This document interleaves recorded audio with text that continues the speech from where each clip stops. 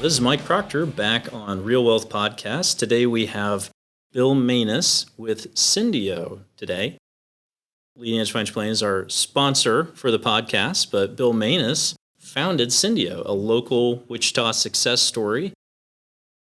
And so we get to pick his brain today. Welcome on today. Glad to be here. So glad to have you. So, Bill, I'm curious, can you share a little bit about just your background of how you got into HR? Well, it goes to my previous career. I was in the radio business for a lot of years, more on the sales than the broadcasting. So my mic presence isn't that great. But the industry was changing a lot, and I was looking for something different that existed somewhere else but didn't exist here. I do have a little bit of an entrepreneurial spirit. And there was this gal that worked at another radio station who saw me one day, and she said, "Hey, I hear you're looking for something different." And yeah, word spreads fast. She said, "Well, my husband's trying to hire a sales guy for this new concept they're introducing, and you might be a good candidate." So I went and met with them and ended up going to work for them and introducing this new concept called PEO to Wichita, Kansas. They were the only ones that were doing it. And about 9 months into my career with them, maybe a year, they sold to a national PEO. And Wow. So I worked for them for a little over 3.5 years. And then we parted company and I started Syndeo in July of 2002. Typical bootstrap story, start with a few clients and a couple of employees and figure it out as you go. And now I think I remember the first January 1 of 2003, we brought on our first clients. There were 7 clients and about 300 worksite employees. Now we have over 100 clients, over 6,000 worksite employees. Wow. I went from 3 original employees of my own to now over 50. And it's really just been a gradual process of growth year over year over year. But with the idea being that we were going to be true to who we wanted to be, which was a service-oriented company. There are a lot of people out there that do what I do all over the country. We're not unique in that way, but we still, here 19 years later, are still the only ones that do this based in Wichita, which I find kind of profound that this great business model has not been duplicated more times than me. For that, I'm fortunate. Don't have a lot of competition, but then that's also unfortunate because nobody knows what we do. So I have to tell the same story every day, as do my salespeople, about, this is what we do and this is how we do it. And it's just a new way of doing business for this part of the world, but it's been going on for a long time. Outsourcing is not new. Getting rid of your things that you don't do well is not new, but there's all these different disciplines in business now that are becoming bigger in outsourcing. IT is really big in outsourcing. HR is big in outsourcing. We've always outsourced our banking. We've always outsourced our legal and accounting, but these other professional areas that you need to have in your business today are now finding a new home in the outsourcing business. Excellent. And to go from, you said 3 when you first founded. Uh-huh. So you did start with a couple other employees, Yeah, which I not did. all bootstraps do that. That's a big risk. Yeah, I had a person that worked with me in my former company that came along, and we hired one other that was a new person to the business. But, I have always been in, business development and sales, always, my whole career. But I understood how businesses ran, and I knew all these other things that were important. But I don't run systems. I'm not a payroll guy. I'm not an HR guy for that matter. And I needed a couple of people that were good at those things to be able to help me get started. So we hired those and started with those. Nice. So once you got your first clients on board and how long did it take to get revenue positive, or were you able to do that right out of the gates? Well, we were really fortunate in that because we were new and bootstrapped and really creative, we had the opportunity to bid on a piece of business that in March or April of 2003, so literally 3 months into our business, the city of Wichita had a need for outsourcing their temporary and seasonal personnel, which they'd never done before. And upon further digging, when I was asking the question, well, why don't you just use a staffing company? And their response was very profound. Staffing companies were, the way they did their billing and the way they did their payments, didn't allow the city to get the data they needed to be able to manage their budgets. If for instance, if I hired somebody to work for the city at a swimming pool, Okay. well, that person is tied to a budget, to that pool, to that hourly wage, to that period of time. And they had to be able to track all of that. And most staffing companies don't have the ability to track it. It's called job costing in the accounting world. But our system had it. So we were able to get that contract because of our accounting background and our ability to track data that nobody else could do in the staffing world. And it immediately made me a profitable business, literally 3 months into starting. And from that, we built a discipline of being an HR outsourcing company rather than just a PEO, which a PEO is a business model. But we've delved into, we are HR, we're payroll, we're benefits administrators, we're staffing company, we're all of those things because it's all HR related. Right. So we're a human resource outsourcing provider that customizes our delivery to each client based on what they need. Right. So that's how we've evolved, but that's how we started. We started with being different than everybody else and looking at the scenario a little bit differently of how we could help.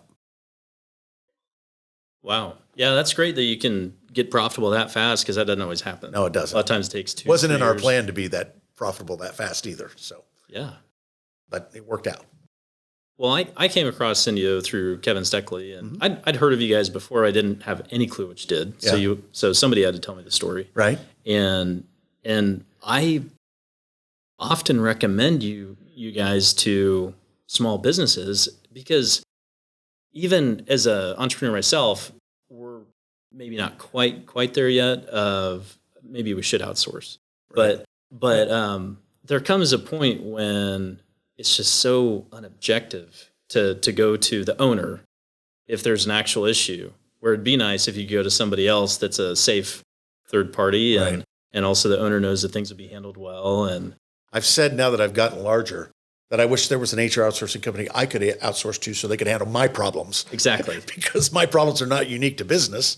They're just being in business and having employees, and you have all these issues to deal with. And Right. they're tough conversations. And really the advantage of being independent and a third party is that our conversations are very direct and very factual oriented. Right. We completely remove the emotion because we don't have the emotional tie like we have to our own employees. Right. So it makes it a lot more objective, and it actually helps solve problems faster and also get resolution without sustaining much more emotional damage, Yeah. which is usually where things escalate as emotions get involved. And that's emotions on both sides, not just the employee, but the employer as well. So having that advantage of being independent and objective allows us to get, we're here to solve a problem. Let's admit what the problem is. Let's come to a resolution and let's agree. Let's move forward. Right. That's our goal. And when you look at it without emotion, it's actually a lot easier to do than it is with emotion. Well, and not even just emotion, but sometimes you get office politics that might create a little bit of fear and anxiety there too.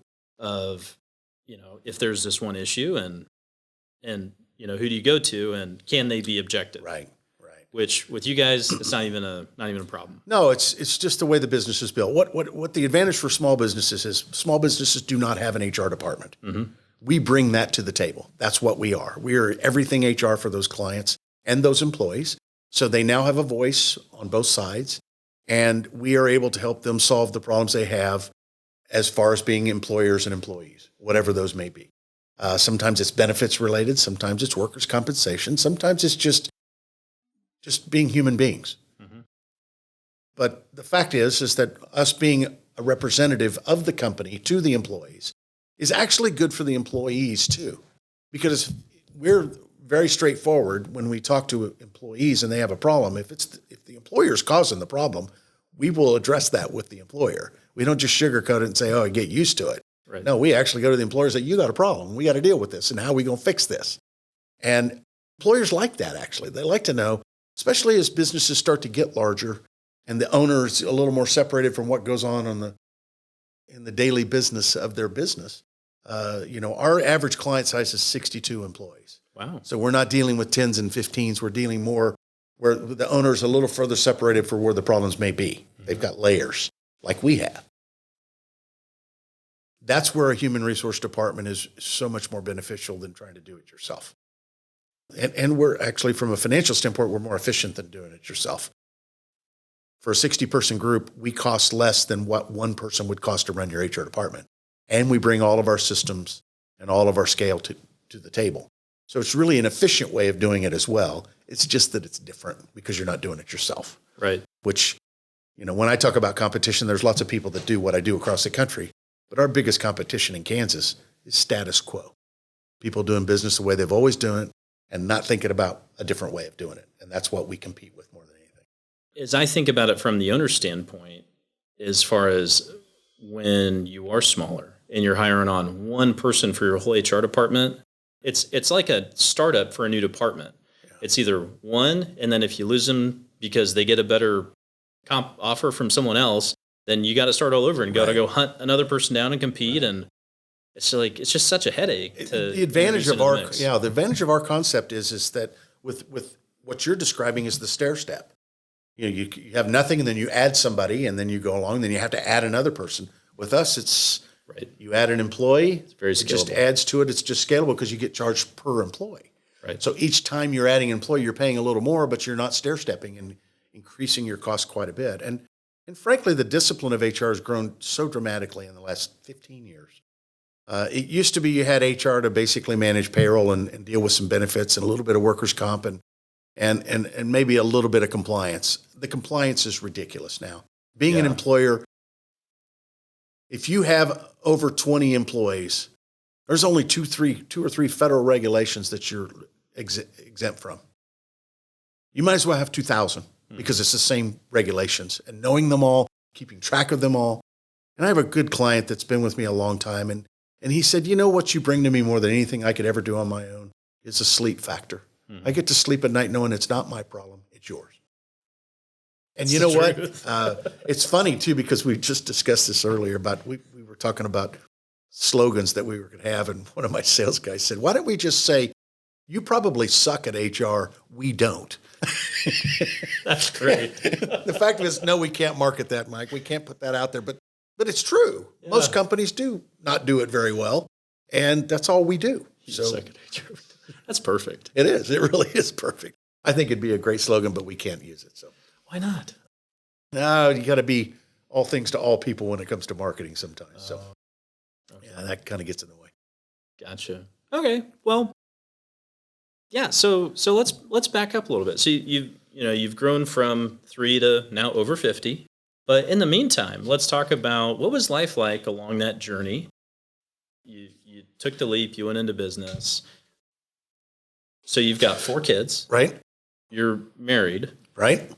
And what was life like a little, if you don't mind commenting on life at home? 2 of my kids were already out of college when I started, or almost at the end of college. Okay. And one was I think a freshman in high school, and one was a 7th grader. Okay. So you didn't do this with little kids? Not little kids, no. I was 43 when I started the company. Nice. So I was a little further along in maturity, but I remember the first 4 or 5 years, my wife consistently saying, how are we going to pay for college? How are we going to pay for college? Because up to that point, I'd really just struggled to make a living. Uh-huh. We both were employed. We made okay money. We didn't really have any wealth. We spent all we made, and we lived a very classic dual income, middle class type of lifestyle. Which ain't bad. No, there's nothing wrong with it at all. In fact, we really enjoyed raising our kids in that environment because they valued everything. But as time went on in those 4 or 5 years when we're trying to figure out how we're going to pay for college, the business started doing better. And the amount of income that I was making went up. And it was enough to pay for college as we went. Nice. And so when that happened, okay, we got through that. And so what's next, And I said, well, maybe now we need to kind of take the next step in our business and build it better, build it bigger. Mm-hmm. So I got with my partners and we started reinvesting our profits and growing. And there is, a cost to growth, especially on the front side. But then it evolved over about a 5-6 year period where all of a sudden money was never an issue, but it was always because I didn't focus on it. Okay. I always focused on, if I could just go get more clients and do a better job with those clients and keep all those clients, the money will be there. And money's a byproduct of a job well done, in my view. So that's what we focused on. And it wasn't that we weren't making money. We were making money, but we were focusing on doing more with our money. And then all of a sudden, there was more money than I knew what to do with. And I was like, well, I've never had this problem before, Yeah. and you kind of step back and go, okay, what are we going to do with this now? And then it became, well, when you looked at our financials, they really weren't that strong. Well, then we need to have some more retained earnings. We need to save some money in our company to be stronger financially. Yeah. So if there's a major downturn, or we got to deal with happens, that, something happens. A client bails on us and leaves us struggling without getting paid. Then do we have the money for that? Do I have to raise more money? So we started working on our financials, and we spent a couple of years doing that. And then it got to the point where, okay, our financials are good, everything's great. So I just started doing more distributions. We bought a partner out. I had 2 partners in the beginning, financial partners. We ended up buying one partner out who was older than we were and really didn't want to invest in growth. He just liked the income. So we reached an agreement with him to buy him out, and then we started putting more money into growth. And then we went from 20 employees to 33 employees, and those steps of growth that you go through, which always means, by the way, more money at the end of the game. But we really never really concentrated on money. We always concentrated on delivering services, doing more with what we had. And at the end of the day, if we charged enough and took care of our clients and took care of our employees, there'd be enough extra for us to enjoy. And that's kind of been the way we focused the growth of our company, is taking care of those things. Money's just a byproduct. It's a tool you use to get the things you want to get out of life or out of your business or whatever. And as time goes on, the use of those tools changes. I remember in my 40s thinking, boy, if I could just have a really nice car, or if I could be a member of a really nice country club, I would be set. And it's like, okay, I got those things. And it's like, okay, what's next? I'm not set. But it's really more about fulfillment than anything else. And I think that's where I kind of turned the corner about probably 6 or 7 years ago and decided that, you know what, life's more than making money. Life's about the fact that I have 50 people and their families under my charge. The fact that we've got over 100 clients that depend on us every day to take care of them so they can sleep better. And what do I got to do to ensure that that continues on and grows? And that's kind of where I'm at now. I'm in that phase of wanting to grow the business more. We've set some new financial goals for the next 10 years that we're going to grow X amount a year, every year for the next 10 years. And my management team is engaged, and it's their job to do that, not my job. It's their job to do that. And the byproduct of that will be that we will add more employees to our stable. We will take care of more clients, and we will have more money at the end of the day. But it's not why we do it. And I think that's the real key to accumulating any kind of wealth in a business, is to make sure that the focus is in the right place. If your business is in business to make money, the only business I know that's in business to make money is the business you're in. Right? Your job is to help your clients make money. That's what your job is, right? And that's okay. If that's what you do, then you should be really good at that. Sure, of course. But the fact of the matter is my business isn't about making money. My business is about taking care of clients and doing HR for them and taking care of my employees so that they can take care of my clients. And the money's just there. Yeah. So. No, I had to process for a second. I was like, is he talking to the person on the other end of this or to me? I was like, oh yeah, no, yeah, we're an investment advisory firm, of course. Exactly. Yeah. Of course, clients want us to make them money. That's what you do. And I got some great advice from an investment advisor one day. We were playing golf, and he asked me if I had an exit strategy, and I said, well, no, I'm still building. And he said, Bill, if I were you, I'd never sell your company. He said, I spend every day, all day long, trying to get 5% after tax for my wealthy investors, and it's hard work. They watch too much TV, and they think they know more about investing than I do, and they get in the way. And he said, at the end of the day, you control your best asset, which is your company. You're fulfilled doing it. You love doing what you're doing. And when you sell your company and get that big pile of money, now you become an investor, and all you care about is making money. And he said, you'll be happier if you just keep your company and take money off the side and invest it in other things so you have diversification, but don't sell your company because that's your golden goose, man. It supplies everything else, and the one thing it gives you can't get anywhere else is fulfillment. Right. I've taken that to heart. I really have. Yeah, the paradox of being a good business owner and having a well-oiled machine, so to speak, is that it is profitable.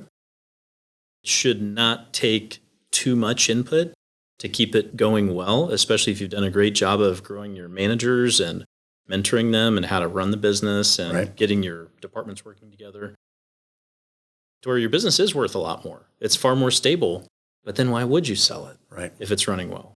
But the owners that I've met with that often want to sell their business it is usually a higher risk operation.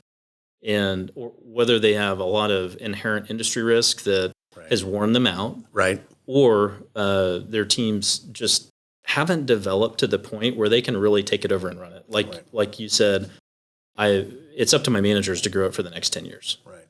I think too, one of the luxuries I have with my business, which was really intriguing to one of the original partners that we bought out, who came from the distribution business. And he looked at my business plan and the opportunity. He said, "So you're telling me that you have no inventory, you have no receivables, and you have no debt, and you're going to be able to make money?" And I said, "Yeah." He said, "Man, I've never seen that in a business before." But it's true. We didn't have inventory. We weren't selling a product.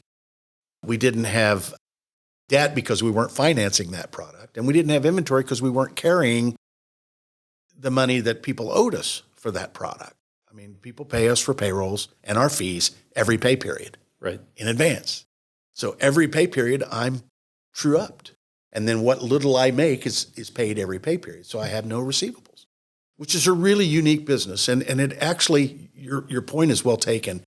If I had a business that was subject to a lot of market ups and downs, that had a lot of debt, or that had a lot of inventory issues, or God forbid, collection issues, receivables issues, that wears on you as a business person. It really does. And I get that.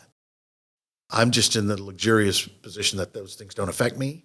And as long as our business is not legislated out of business, I think we could be around a long time. And I'm really good at math, even though I'm not really good at math. I'm really good at head math. If I can only get 5% after tax on my money in the marketplace, that means somebody's got to offer me over 20 times what I'm earning now to make that work.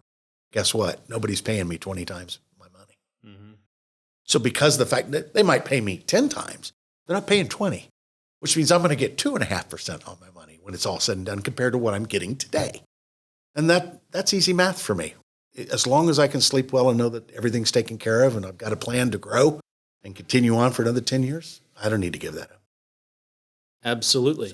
So as you grew, what was your growth process, or how did you learn as a company, whether it was a management team together or you made observations that, hey, here's what we need to do to make this better? How did you self-evaluate? How did you grow? How did you learn as you sharpened your skill set? I think it was an evolutionary process. Early on, there were just really 2 or 3 of us that ran and managed the company. And then as time went on, it became more cumbersome and we needed to get more disciplines in the management team to do that. And then as time went on, that evolved into the person I started the business with 19 years ago. She was my first hire when I got my city contract. So 18 years later, she decided to retire. Well, she was a big part of running my company. She was my right hand. We had put a plan in place when she was going to depart. But it also made me evaluate the entire organization at that point. Okay, are we shored up where we need to be shored up, or are we just getting by? A lot of what I've learned has been through experience. My dad told me a long time ago, he says, someday you'll have wisdom, because wisdom comes from experience, and experience comes from mistakes. Mm-hmm. And I looked at my dad and I said, Dad, I've already got a lot of wisdom. I've made a lot of mistakes in learning. But the key is adapting once you learn. And then watching others. I've been really fortunate to be in an industry that's very open to sharing. People that compete with each other but don't compete with each other. We do the same things but in different markets. Sure. And so we would share information about learnings that they've had, and I would glean off of that. And being involved with our National Trade Association and going to those conventions every year and attending some symposiums every year that got me away from the convention, but the same type of people. It was just a learning experience. that over time allowed me to hone our business model a little better. And then as we grew our management team, getting them that experience as well and that exposure helped us to develop what we think will be next, but we're still trying to figure that out too, because now we're bigger from our perspective. And if you're making a 10-year plan, you kind of got to have an idea how you're going to get there. Absolutely. And what you lack to get there. I always use the phrase, if you look out 5 years from now and we're twice as big as what we are today, is what we're doing today going to work when we're there? And if the answer is no, what do we need to do to change that? What do we need to do to get ready for that? Because that's where we're going. Mm-hmm. And so therefore, let's think that we're there already and be ready for it. And we're in the middle of that now, of everybody evaluating how we're doing things and should we be doing them different. And it's really led to some really great discussions internally with my management team, who all, by the way, save for my CFO, all of the rest of them are under 40 years of age. So they've all got a lot of runway left in them, and they really want to grow, and they really want to be a part of something special because they are the special. And so it's really caused them to sit back and say, how do I do this? How do we get better? And we're having really great discussions about how we're going to get there. So in HR and in compliance, over the last couple of years, that's made your job easier, right? It's made it harder. Oh, okay. There's more compliance. I know. There's more compliance than you could have ever dreamed of. It seems interesting that it seems like every downturn in the economy, 2008 and 2009, we had the big crash there. That was a great boon for my business, mainly because people had to evaluate how they were doing things because it was a downtime. And a lot of times they made the decision, do I keep doing HR myself or do I outsource it? Mm-hmm. Then it became financial as a reason to move. And then we had the Affordable Care Act. Well, that threw everybody for a tizzy because now all of a sudden it wasn't about just benefits. It was about keeping track of all that stuff. And oh, by the way, that's all payroll related. So all the payroll companies had to start doing ACA reporting, which is now keeping track of the benefits. So all the payroll companies had to have benefits parts of their payroll, which some of them didn't. And even then it was, how do we track all this information? And then in the last couple of years, we've had more compliance issues. And I will tell you that we were a great asset as a company for not only our bank, but for our clients when it came to PPP loans, when it came for the employee retention tax credits, ERTC credits. We were the experts because we had to figure it out before anybody else did because we were the ones that were going to have to supply the data. So we were literally, our partner in Wichita is Fidelity Bank. We were the first group that they ran a PPP loan through because we helped them to establish the parameters in their system to be able to process loans for all of their customers. And then when it came time for forgiveness, we were again at the front of the line because we knew all the stuff that goes on behind the scenes that even they didn't know. And we helped them to design their system to be able to accommodate that. And it was a great partnership. We've always had a great partner at Fidelity. They've helped me through some couple of really tough times in the last 2 years. Not financially, but software-wise. And they've just been a great partner, and we were glad to help them. But it showed us the value that we bring to our clients because when they said, we don't know anything about this PPP, and we're like, we do. We know it all. So what do you need help with? We can help you. Should you get one? Yes, you should. Here's the data you're going to need for your bank. And if they question it, tell them to call us. We'll tell them why they were giving it to them the right way. Because we'd had to learn all that. And we learned that as an industry, which was then shared with all of us participants. And because of who we are, all the payroll companies, all the HR outsourcing companies, we were on the forefront of all of that. But that's just system stuff. Now you've got, there's a lot of reporting that goes on that is payroll related. And I can't even quote all the government agencies that require something from us on behalf of our clients. Mm-hmm. And we have to file all those on behalf of our clients. Some of it is systemic. Some of it is in our system already, and we just have to be responsible for it. But you still got to know what it is that you're responsible for and at what level.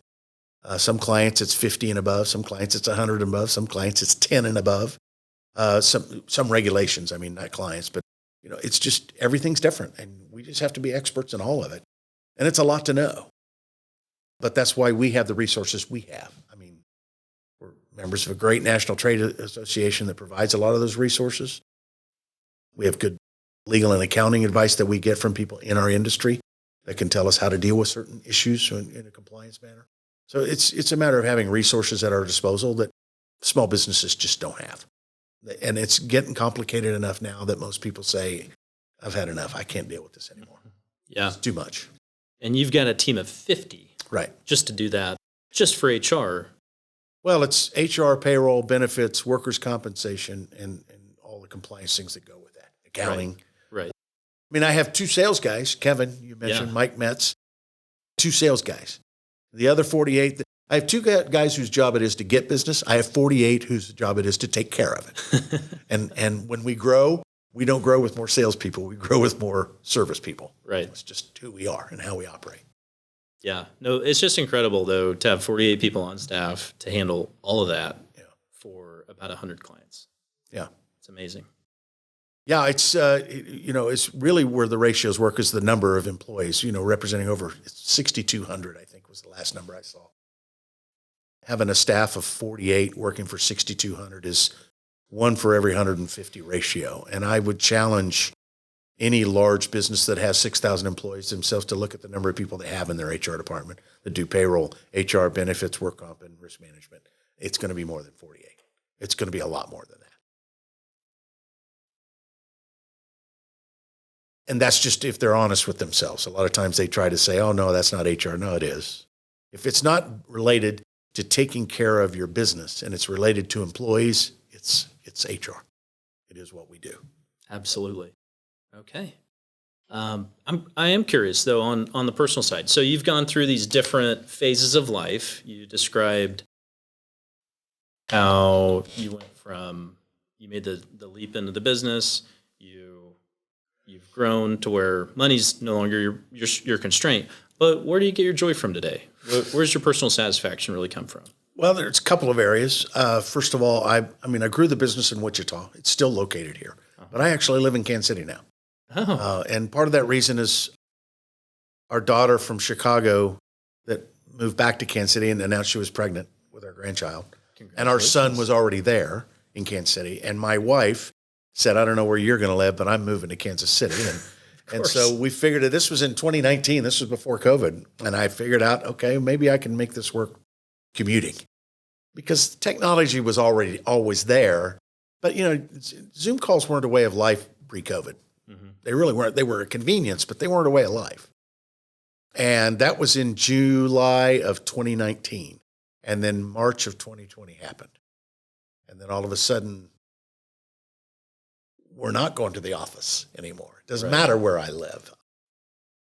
So that made it easier. But, the joys that I get in life are now being around family more. And they're adults, so it's nice to be around them with 1 grandchild, 1 more on the way.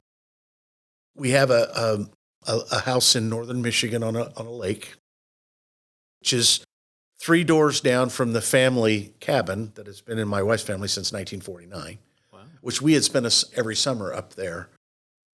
I say every summer, 11 days every summer, because that was our allotment. We got 11 days in the cabin. And I just decided about 5 years ago that I wanted to have more than 11 days. I wanted to be able to go up more often and stay longer. The only way to do that was to get our own place. So we ended up buying the cabin 3 doors down and then raising it and building a house. So now we have a house in northern Michigan that's on a lake. It's just, we love going up there and spending the summers up there, which, after spending a lifetime of summers here, going to 75 degrees in the summer is kind of a cool thing. But I find a lot of passion in that and living that life. I volunteer a lot with the Kansas Golf Foundation. I'm on the board of directors. Love to play golf, love to be involved with golf. I serve on the board of the National Association of PEOs, and I love being a part of that. I'm on the board and the chairman-elect of the Employer Services Assurance Corporation, ESAC, which is an industry trade accreditation company that accredits PEOs. And so I'll be involved with them for a couple, 3 more years in that role. I like growing and developing my people and being a part of an industry that's growing and developing and just kind of, sitting above, literally living at 30,000 feet and having that view every day. And I'm really fond of seeing when people ask me if they don't know me, what do you do? I respond with, well, if you ask my employees, they'll tell you not very much. But the fact is I really live a fulfilled life right now because I'm helping so many people, doing so many things I love to do. And I don't worry about the things that I used to worry about, which was how am I going to pay for retirement? How am I going to pay for, college and all these things that, that are life struggles. You just live through them. And then eventually I've grown out of those into where, okay, what kind of legacy can I leave? And really now it has, again, less to do with about money and more to do about the people and the business itself. So. Absolutely. So you made since the finances aren't the constraint anymore, now you get your joy from investing in people's lives, meeting them where they're at, helping them get there as well. Do you think looking back, how early on do you think you could have made that switch earlier, or did that switch happen, or was it kind of like one of those struggles went away and so the other one was really able to flourish? I think it's an evolution. I don't think a light bulb ever goes on and says, hey, you're there. Okay. I don't think that I got to the place where I knew I could do something different than what I was doing. I just evolved that way. I mean, I've been on the board of the Kansas Golf Foundation for probably 12 years. I've been involved in ESAC and NAPIO for 20 years. Not on the boards, but just involved. I don't know. You just bite off as much as you think you can chew, and then next thing you know, things have changed, and let's bite something else off because I'm not chewing on this anymore. I'll go bite something else off. And there you go. You just stay busy and try to find things that are of interest. Okay. I really enjoy being around people and helping to develop people. I love talking about culture because I believe that we have one of the most outstanding work cultures any company could ever have. And it's by design. It's not by accident. And frankly, it's because of all the lessons I learned of being in bad cultures. And I thought, you know what? It doesn't have to be this way. It can be a different way. And I like talking to people about that, about how they can transform their own culture. Usually means talking to the CEO or the owner and saying, you need to change you first in order to do that. But the fact is, most cultures are, they are what they are either by design or by default. And I'm very proactive and things should be by design, not by default. So I try to share that wisdom with as many people as I can. And then, if somebody wants to learn, I'm be happy to share it with them because I'm always willing to learn. I'm still a member of a peer group where we evaluate each other and we have KPIs and we measure each other and we challenge each other. And I'm probably the senior member of it, but I probably get more out of it than most of the others do because I'm so open to change and doing better. Nice. And frankly, sometimes other people do things that are different and I can always learn from them. Doesn't mean I want to do it the same way, but I can learn from them and maybe apply some of the things they're doing to ourselves and get ourselves to a better place.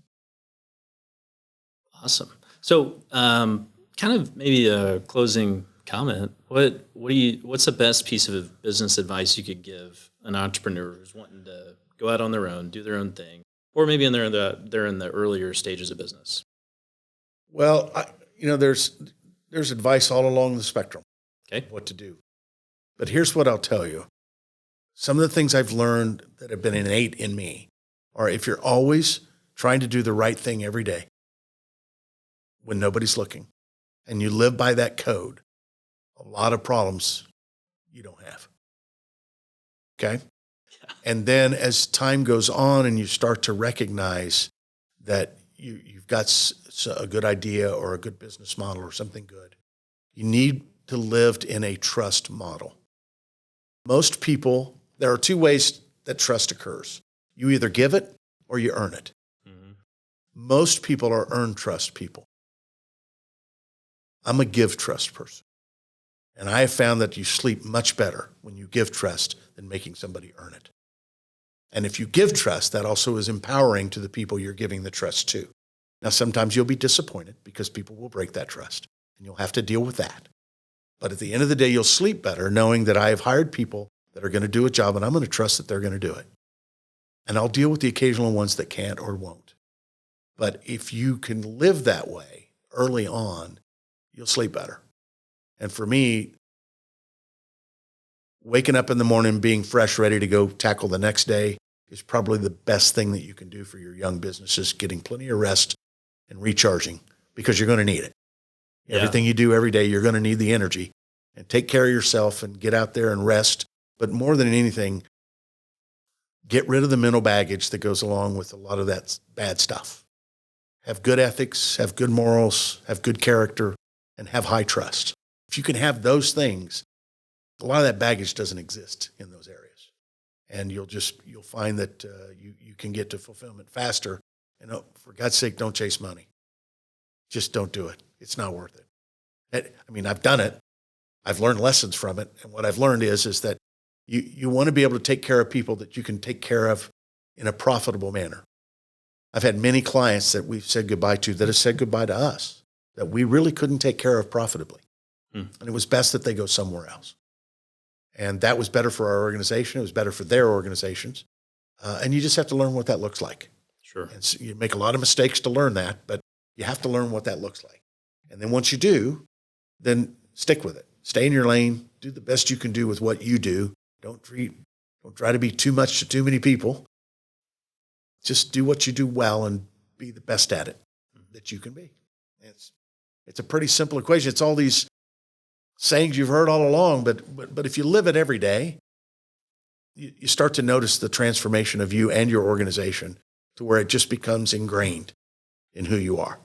And having a quality organization that is highly regarded by your clients, that has a high trust factor, that has a high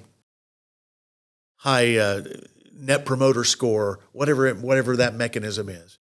You get there simply by doing the little things well every single day and concentrating on doing that. And then just be cognizant of what those little things are and be always willing to change, because those who are unwilling to change are usually going to be the first to die. And you just have to, everything to me has been an evolution. It's an involvement. It's not been a stair step. It's been just a constant change. Yeah. And so with a lot of companies, they go on the growth path and then they figure out what they're uniquely good at, and then they hit a hard pivot. Doesn't sound like you had to pivot so hard. Well, we pivoted from the standpoint of we started out and we were going to be a PEO. Okay. And then, 6 months into it, now we're also a staffing company. Right. And then all of a sudden we started seeing clients that were not a fit for a PEO, but that we could still help. So we created this other business model called ASO, which is Administrative Services Organization, which is just like the PEO, except the difference is in who's the employer. But those became products. Mm-hmm. And so the pivot became, okay, who are we going to be? Because you can either be a PEO or a staffing company or ASO. They're different. But really, if you're an HR outsourcing company, they're all inclusive. And so our pivot became looking broader than just PEO and looking at the bigger picture of what we could be to the marketplace in the HR field. And that's when we made our pivot and said, that's where we need to go. We need to be bigger than that. Right. And so to your point on opportunity or being open to change, that really made the company. It did. Yeah, absolutely. Opportunities present themselves. You either can adapt to them or not. Sometimes you have to recognize opportunity when nobody else sees it. We saw it with the staffing company because no other staffing company looked at it that way. And we looked at it as, well, that's just an accounting issue. Well, no other staffing had that ability. Right. Staffing companies don't have robust accounting systems like we have on the PEO side. They're doing payroll just to pay employees. That's all they care about. We were doing payroll to feed benefits, to feed workers' compensation, to feed HR. And so payroll was a piece of what we were doing, but it wasn't the end all. It was the beginning. And by having that capability, it allowed us to get into a different kind of staffing model that frankly did not exist before because nobody else could do it. So it really was a pivot, but not a pivot that was outside our comfort zone, because in essence, it allowed me to hire the gal that retired from me after 18 years. That's why I hired her, was to run that company, because she was a recruiter. That's all I needed to run that company, was one recruiter. Wow. And it allowed us to become profitable overnight within a couple months on a minimal investment, because we'd already invested all the infrastructure on the PEO side. It was already there. So recognizing opportunity, adapting what you're doing to that opportunity if it fits, and then pricing it in a way where you can be profitable. Sometimes the cost of entry is too high. Yes, we could do it, but I'd have to spend X, and oh, by the way, the outcome is going to be less than what I'm used to getting, and I'm not profitable in it. Okay, that's a conscious decision to say no. And that's the other advice I give all entrepreneurs. Not every opportunity is an opportunity. Learn to say no. Learn to really look at it for what it is, not revenue, but profit, long-term profit. And if you can do that and be disciplined in it, you can build a really good business doing what you do. But you have to be disciplined in it because it's so easy to say yes. And trust me, I've made that mistake a lot, saying yes to everybody. And pretty soon you're pulling your hair out going, I can't take care of these people because I can't make money doing it. It's okay to be in business to be a philanthropy, but I didn't go in business to be a philanthropy. I went in business to take care of clients and hopefully make money doing it. And you have to figure out that part as well. So, yeah, that's where you started. And today you got 10 years looking forward and over 50 people on your team and continuing to add to Wichita's economy. Well, we're really fortunate that Wichita's embraced us. It's home. It's always been home for me. I grew up in Augusta, just outside of Wichita, and I've been over here since 1982. It's been my home for most of my life now, except for the last 2 years, and I miss it. Honestly, I miss being here every day. Miss all my friends. Miss playing golf. But I'm in a new phase of life where being around my grandson's a little more important than having dinner once a month with some friends. So I still get down to have dinner with my friends once a month anyway. I just do it with a little longer drive. So. Absolutely. Cool. And that's so cool that you can be present. Your business isn't running you at this phase. You're running your business. Right. And you've continued to develop to that point where there are plenty of business owners that I know that are at your stage or maybe even further that are still being run by their business. Yeah. Yeah, I learned that as a member of Vistage International that I needed to start learning how to work on my business, not in it. And it took me about 5 years to figure that out. And fortunately, I did. So life's going to be good for a while. What a success story. Well, thank you. All right. Well, thanks so much for coming on and sharing some of your life and your business experience and how you got from startup till today and your vision for the future. Thank you for having me. I appreciate it. All right. Thanks, Bill. Credits.